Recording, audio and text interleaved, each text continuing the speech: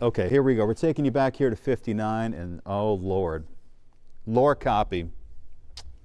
59 and lower copy. Oh no. See, once you get yourself into that situation, what do you do? Because I mean, if you throw it into reverse, ooh, if you throw it into reverse, you're in bad shape too. I think they're stuck.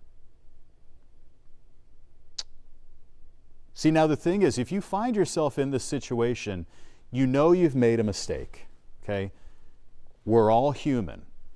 You've made a mistake. Now what you don't want to do is make that mistake any worse. Do you want to, I don't know if any of the managers are watching, do you want to go back on the air with this? Because this is pretty captivating to see. I think it might be real educational. I know we're on the web right now, but I don't know if maybe somebody's watching that might want to take this to air, because we want to make sure we keep as many people safe. Yeah, we want to keep as many people safe as possible. So as I was saying though, you know, if you find yourself in this situation, it's obviously stressful. You think, okay, I've made a mistake, now what?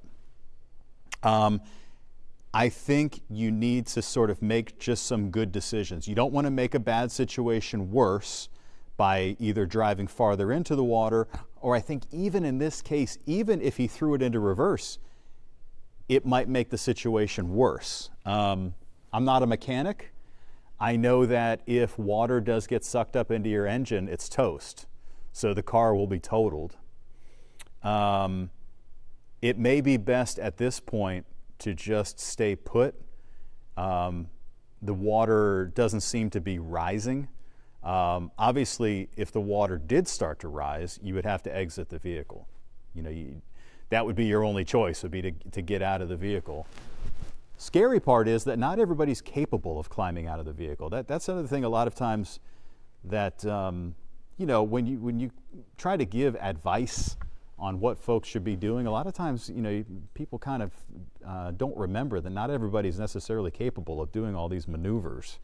You know, climbing out the window and climbing onto the roof. Not everybody can necessarily do that. So I feel like the person inside that Jeep right there is probably very either afraid or upset, or I'm sure a combination of the both, you know, angry. But it's one of those things, you know, when this is the way things happen here in Houston, is that once this rain starts coming down that hard, you find yourself in a situation like this very quickly, mostly on feeder roads. You know, generally our main highways, I mean, I remember back in the day, like, you know, I-10 used to flood and stuff, and obviously 288 still floods when we have major, you know, hurricanes and tropical storms, but for the most part, a lot of our major highways will, Lee, are you seeing this? Yeah, I think you should go back on. Yeah, that's why I don't know if we can go back on the air. Yeah, we can. Yeah, I think we should. Yeah.